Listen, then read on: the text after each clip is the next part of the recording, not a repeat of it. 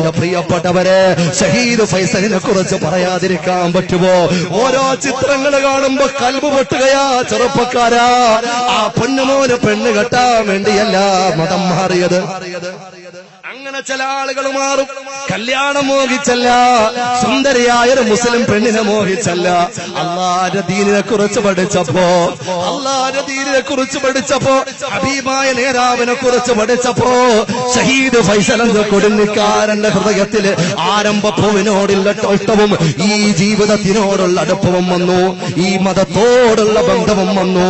എത്ര ഭാഗ്യവാനാ, എത്ര ഭാഗ്യവാനാ എന്റെ പ്രിയപ്പെട്ടവരെ, എത്ര ഭാഗ്യവാനാ ചെറുപ്പക്കാരൻ. നമ്മുടെ നാട്ടിലും എത്ര ആളുകൾ മരിച്ചുപോയി. ആരൊക്കെ വന്നു ആ മയ്യത്ത് കാണാ? ഞാനതാ പറഞ്ഞത്, ഭാഗ്യവാനാ. എത്ര നേതാക്കന്മാരാ ഖബറിന്റെ അടുത്തൽ വരുന്നത്, എത്ര നേതാക്കന്മാരാ സമാശ്വാസ വാക്കുകളുമായി ആ വീട്ടിലേക്ക് ഓടിയെത്തുന്നത്, എത്ര പ്രാർത്ഥനയാ ചെറുപ്പക്കാരന് കിട്ടുന്നത്. എന്ത് ഭാഗ്യമാണ് പൊന്നുമോരെ ഷഹീദ് ഫൈസൽ എന്ന കൊടുന്നിക്കാരന് കിട്ടിയത്. എത്ര ആയിരങ്ങളാ മയ്യത്തിനെ പേര് നടന്നത്, മയ്യത്തിനോടൊപ്പം നടന്നത്.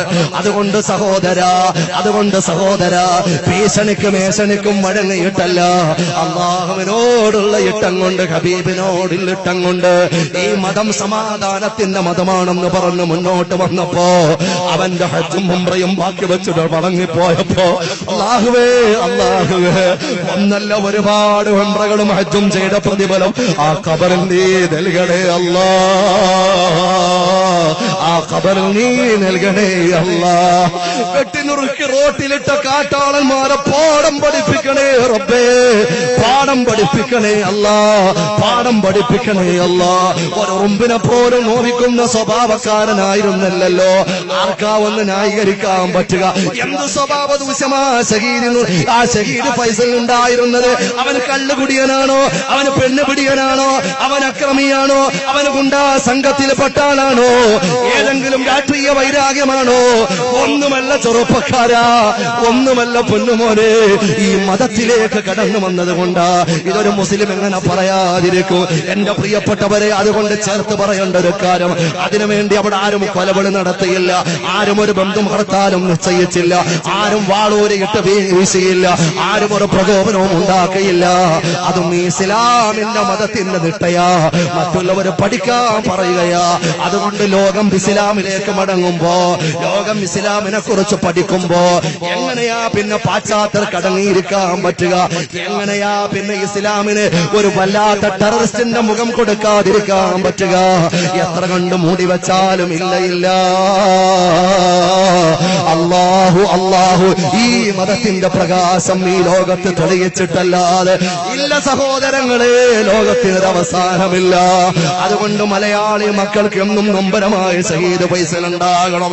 അതൊരു വൈരാഗ്യമല്ല, മനസ്സിൽ പ്രാർത്ഥിക്കാൻ വേണ്ടിയാ. കൈവെക്കുമ്പോ ആ ചെറുപ്പക്കാരന്, ആ പൊന്നുമോന് പ്രാർത്ഥിക്കാൻ വേണ്ടിയാ. ആ പിഞ്ചു മക്കളെ കാണുമ്പോ കൽബ് പൊട്ടുകയാ.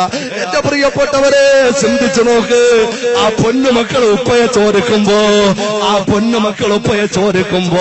ഉമ്മാനോട് വാവിട്ട് കരയുമ്പോ എങ്ങനെയാ പിഞ്ചു മക്കളെ സമാധാനിപ്പിക്കാൻ പറ്റുക?